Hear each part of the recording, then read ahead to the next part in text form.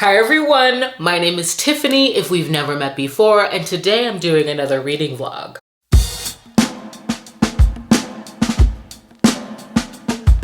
So I'm very excited to tackle my freaking reads on my TBR, and today we're just gonna get into it because I'm ready to start. The first book I'm gonna be reading is The Madness of Lord Ian McKenzie by Jennifer Ashley. I know that this couple is beloved, so I cannot wait to meet them, and I will be starting with this book. The next is a part of my quest to get through Lorraine Heath's Backlist, so it's time to get into another series. So I'm gonna be reading She Tempts the Duke, and I believe this is about a friends to lover romance where the heroine saves the hero and his brothers from their uncle that's trying to steal the dukedom, and now she's grown, sexy, betrothed to someone else when he comes to assume his rightful place. So I'm not sure how Lorraine's gonna do with this fiance, but I'm very interested. And then I know for sure during this vlog I will be reading The Savage by Sophie Lark. Very excited about this combustible alpha mashup. I'm not even processing the release date of the 16th, okay?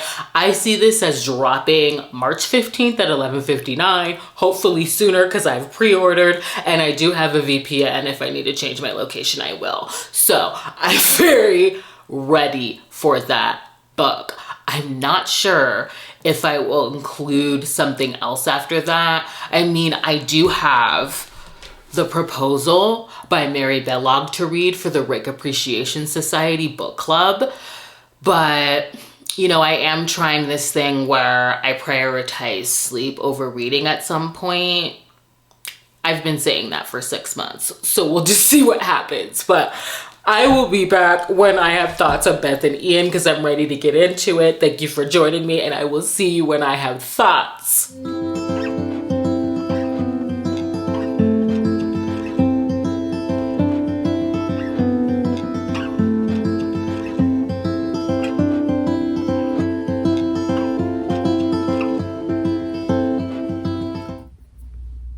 I'm not even that far the way in, and I'm already obsessed with how tactile and direct Ian is. Like, I love that we start with his Ming Bowl obsession because that is the same way he goes about pursuing Beth.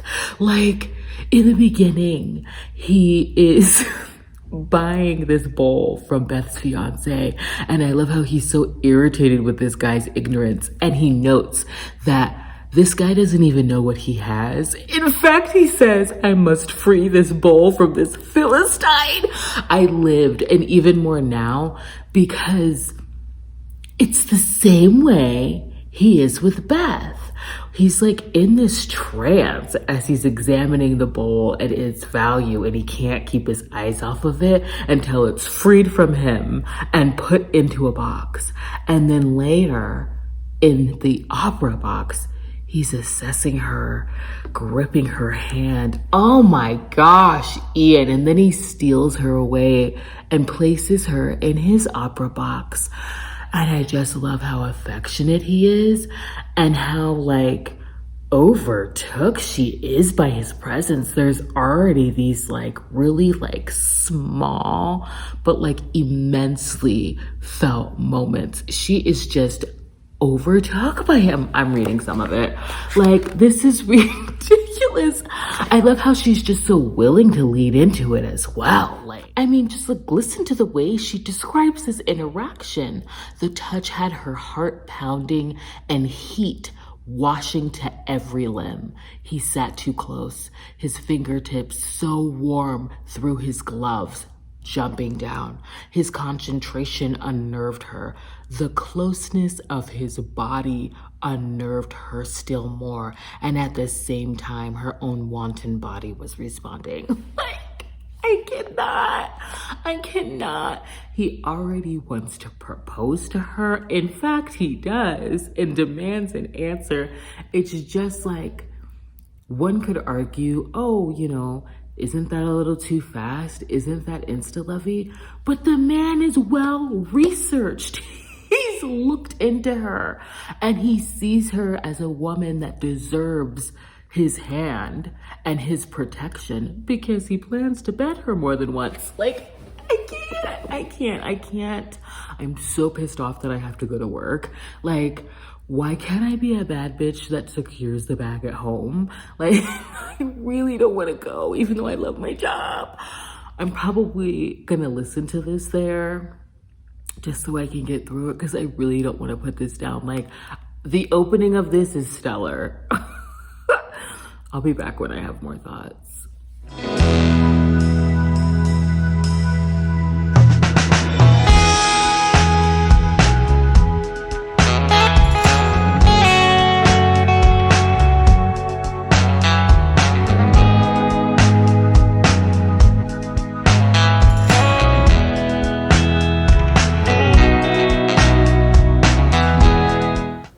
I am completely lost in this. Absolutely. I'm also pissed off because I left my headphones at home and I've been running back and forth from work to my car so I could listen and read this. And it's just like, Ian is insatiable and he's so attentive. And I love how Beth is a mature heroine. I love how she advocates for him with this bloodhound of a detective that has a hard-on for the McKenzies and even with Ian's family. I just love that about her. And I completely buy her feelings up until this point where she is free-falling in terms of emotion. And she's also in fear of that because Ian has told her that he cannot love her. He doesn't believe that he's capable. And yet we've seen him experience the gambit of emotions from passion to fear, rage, the whole lot. So why not love, right? I just can't stand this. I'm just like caught up in it. And I love that her background makes her so well suited to him. Like her diary entries, I'm going to read some actually before I even just go off on a tangent because I have a tendency to. But I love when she says, I am not a virginal debutante sheltering behind her mama's skirts, and he is not a dark villain. We are simply a widow and a bachelor of the same age, enjoying each other's company. Oh, I just love how she's just along for the freaking ride. This is a fiercely independent widow with a fortune. The world is at her feet, and she just wants to be by Ian's side, and I'm absolutely loving it! I'm sorry. If you have on headphones, I apologize. I'll be back when I have more thoughts.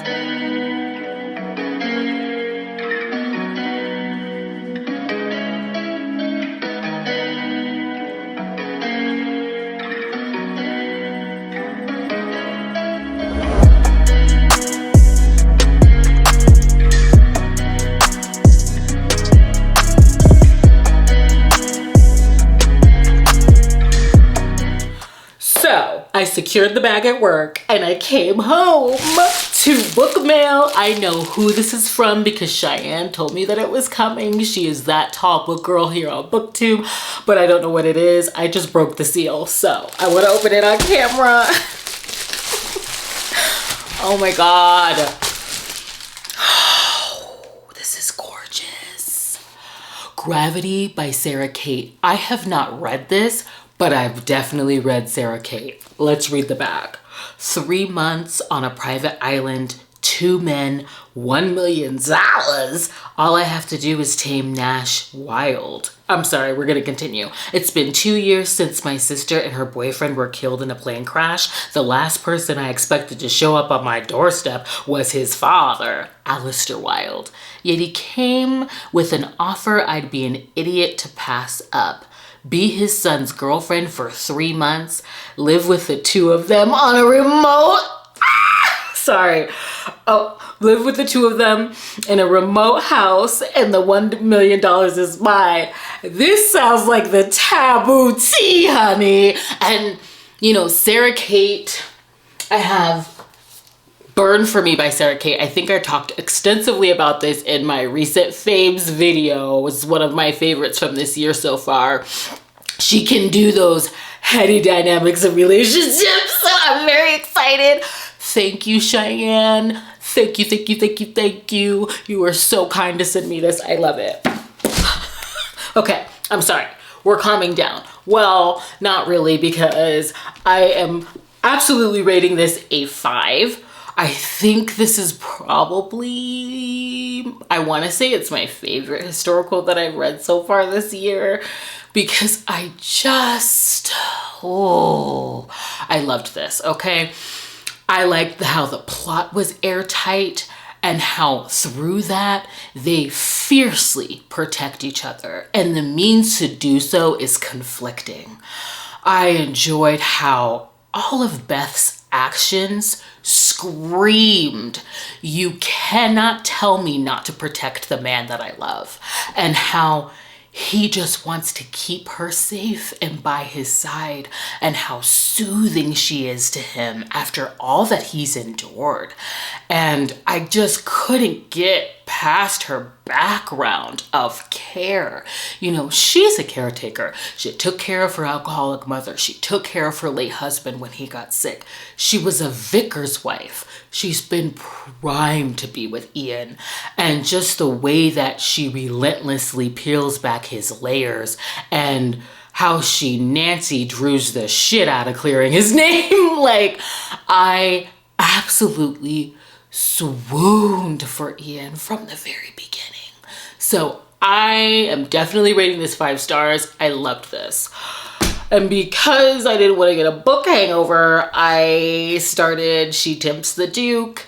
I'm not that far in, but I definitely appreciate the sort of shot of adrenaline when it comes to this book, because in the prologue, we do get to experience how she saves Sebastian and his brothers, the stakes of that event and what they have lost, and the consequences that Mary faces for intervening in that way.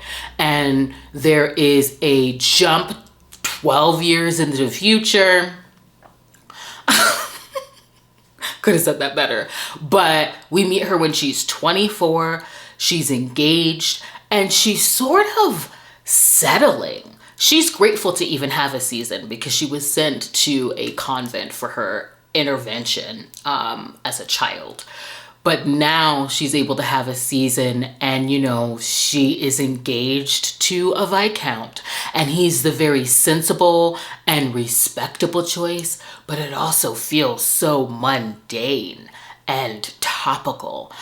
And in the beginning of this book, Sebastian and his brothers storm a freaking ball like historical SWAT, okay, to contest their uncle's claim on the dukedom.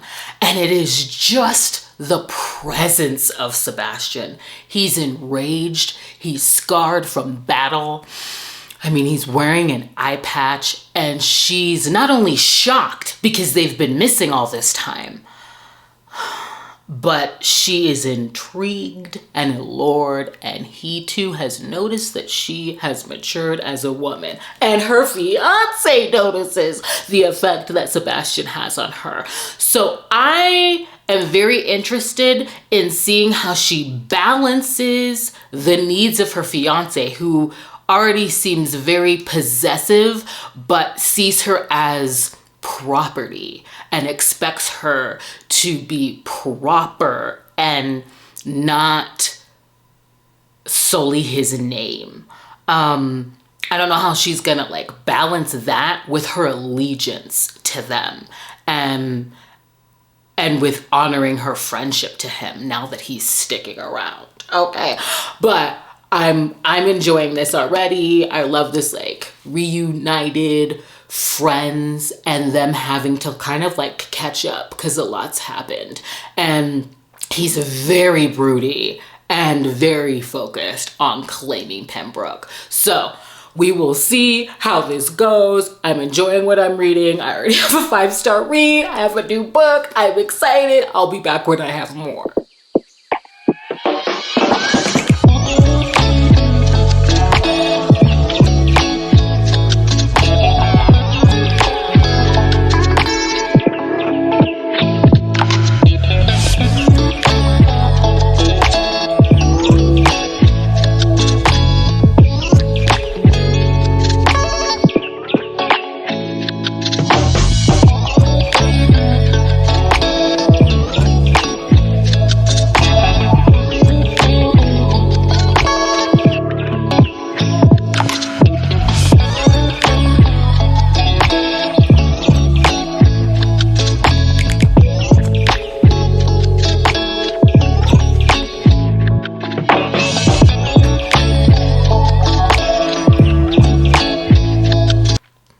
So I haven't edited this yet, but I'm sure I will include clips of me already starting The Savage. So I thought I'd pry myself off the damn page and at least wrap up She Tempts the Duke so that I can talk about what I've read so far. Okay. So that's what we're gonna do. First, I need to thank Tori from Novel Life again for sending me this. Thank you. You were so sweet. I have multiple books from Tori on my shelves, and it's just so freaking kind. I value your friendship as well, and she knows I love Lorraine. This is a very twisty and bonkers plot, and I love that I own it now, so thank you. Let's get into She Tempts the Duke, okay? Because this is a very different story than I was anticipating, because Sebastian is broody and self-loathing. I don't think it helps that his twin brother has the pristine visage that he would have had he not been injured. And so he spends a lot of time, you know, turning away from the heroine so that she doesn't have to withstand him. And I just love how, like, just open and willing Mary is to accept him, and how there are so many moments where she chooses to feed her friendship and their chemistry, which starves her engagement and stifles that relationship. Thankfully, it really felt like they both bring each other back to life, because she is not living a life of passion until he arrives. And he is so caught up in the past and fixated on vengeance in this book. But there are moments of caretaking, a marriage of convenience, and their undeniable chemistry that really, like, grounds him in the present. And for a really long time in this book, he isn't able to hold space for his vengeance and his desire for her. And that was drawn out a little bit for me.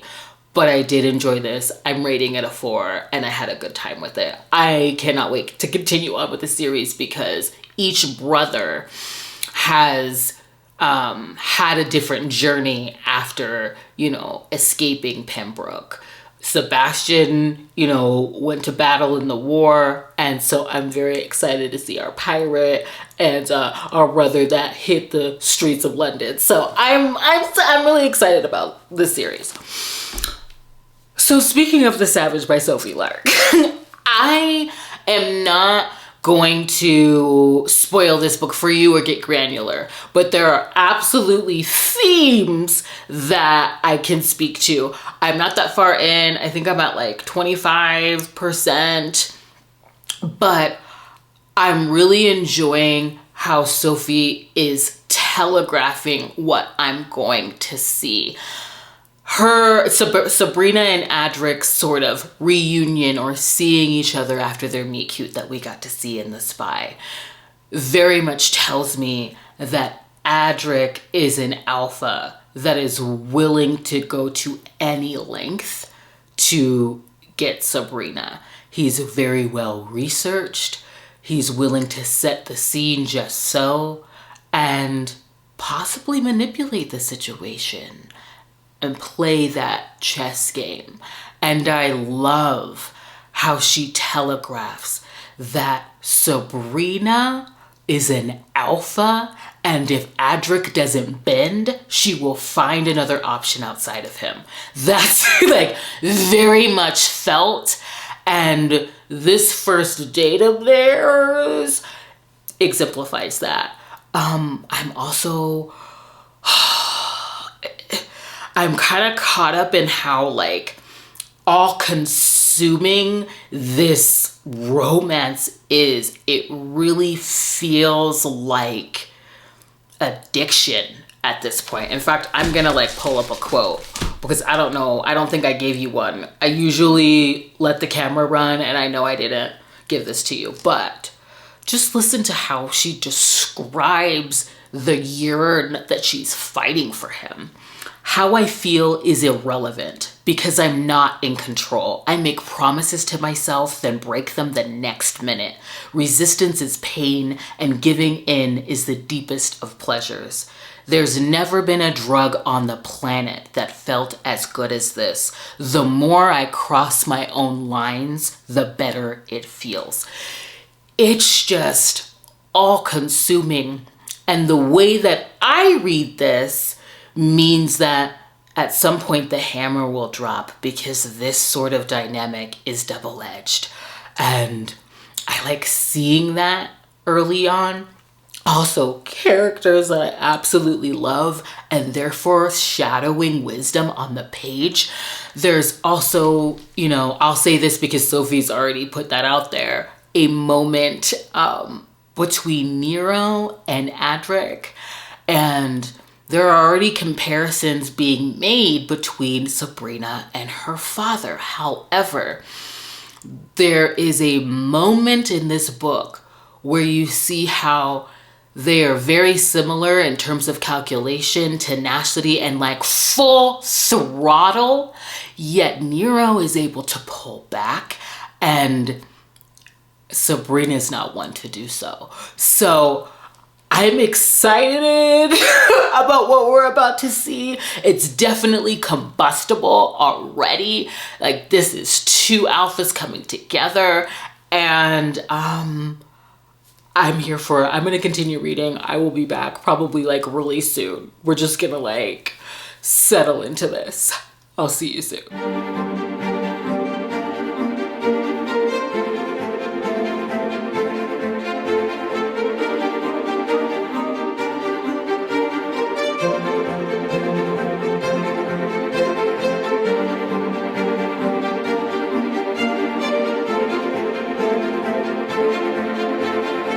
So I need to put this down for right now. I'm going to preface this by saying that the writing in this is compelling. It's cinematic. Sophie has a way of wielding words into this freaking lasso that grounds you in the scene that she has set up and within the emotions of her characters.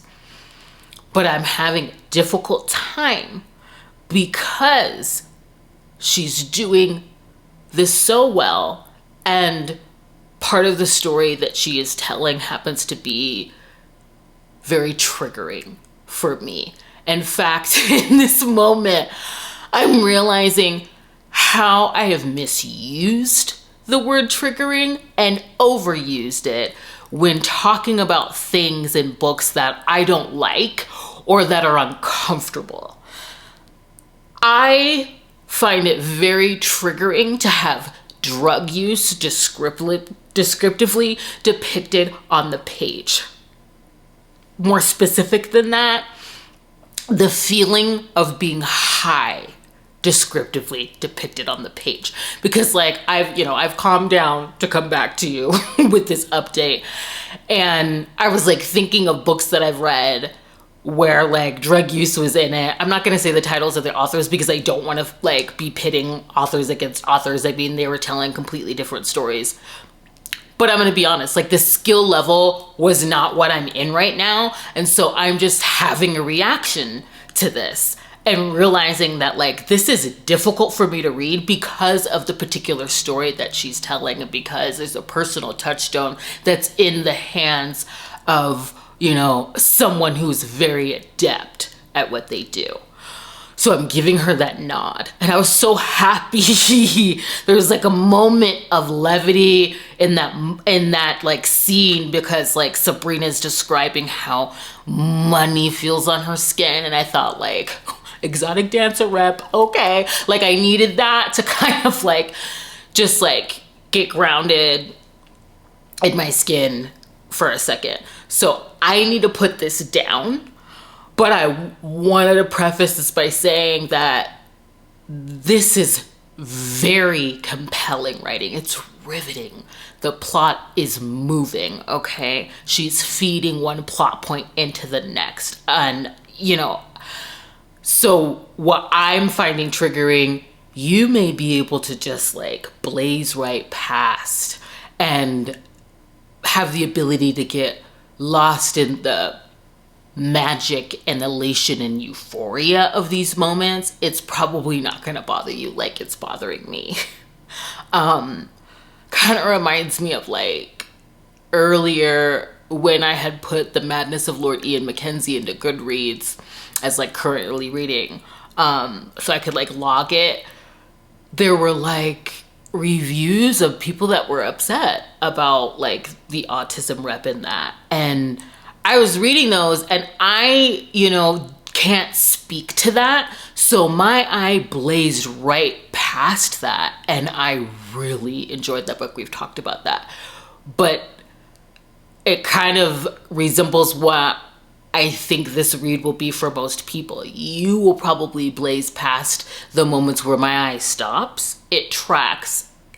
It calculates in my mind, and I'm sort of side-eyeing certain decisions that Sabrina is making business-wise, but that's just because we all have different experiences, and we come into books differently. So you probably won't have a problem with this, but like I had to like take a moment, woo-saw the fuck up, and get back on here to like just tell you that I need to put it down.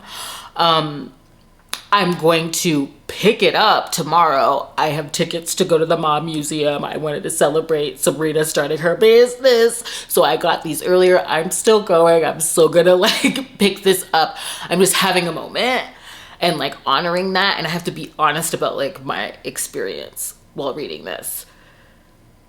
And it's difficult because she's so good at what she does. It really highlighted that for me. Had this been in the hands of a different author, I may not be having this reaction. So that's all I have for now. I will see you tomorrow. Bye.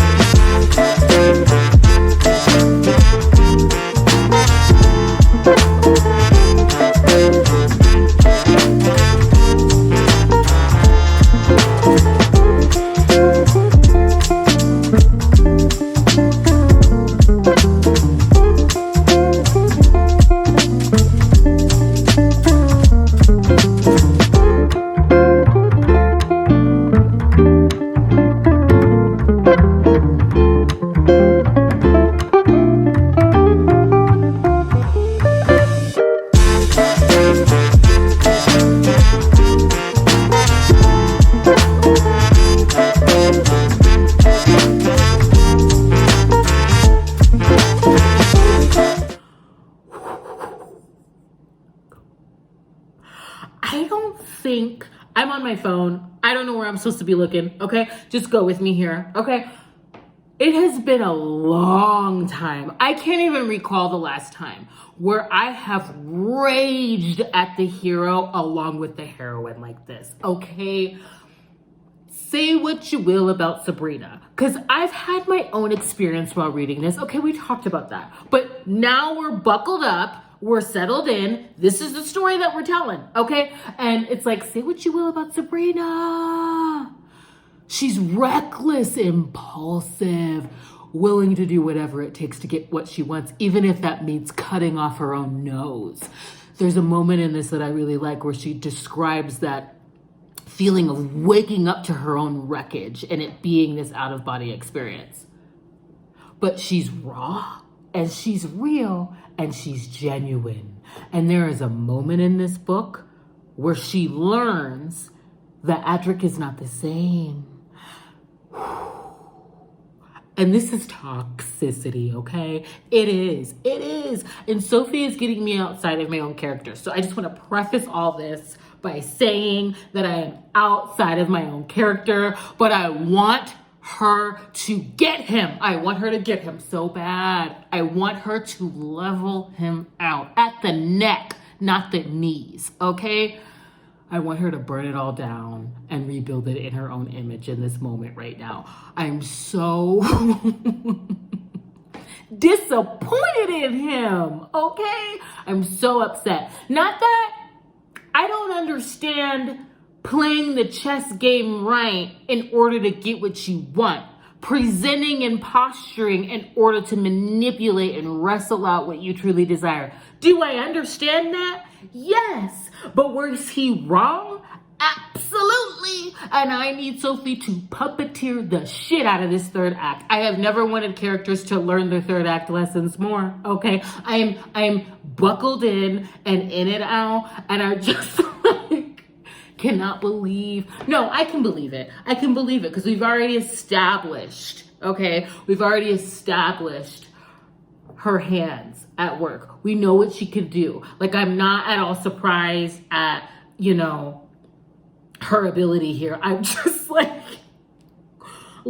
I haven't raged with a character like this in a really long time. And I'm mad with her, okay? I want her to get her things at this point. I am pissed off at him for letting it get this far.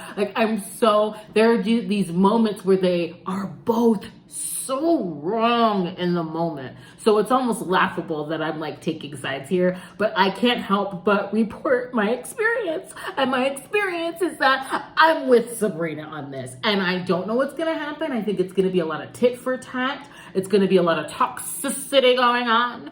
I just hope that lessons are learned. Lessons are learned. And I'm going back in, okay? This is a lot. I'll be back. Adric, you need to be missing her right now, okay? You need to be missing her. All you get is shampoo, okay? That's all you get. All you get is the perfume, okay? The remnants of her being there. You need to sit down somewhere. I'm loving this. Okay, Sophie.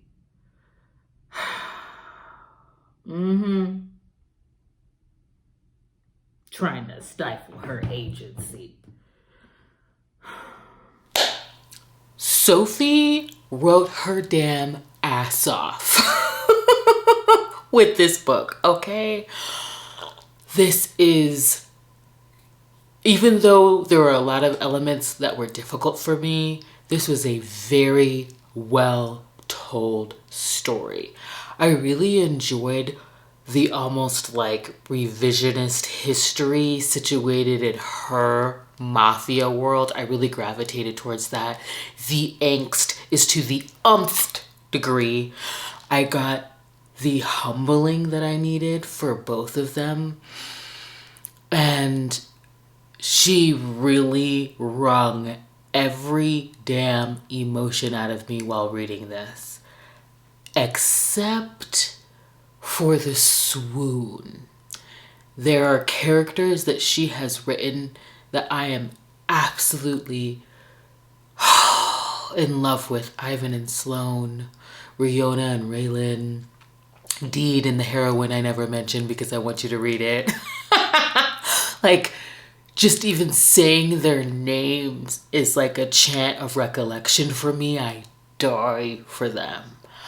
I didn't really feel like that about Sabrina and Adric. It's a very different kind of story being told, but that's what you can expect from Sophie. She's always gonna give you something fresh, and there's a couple for everyone.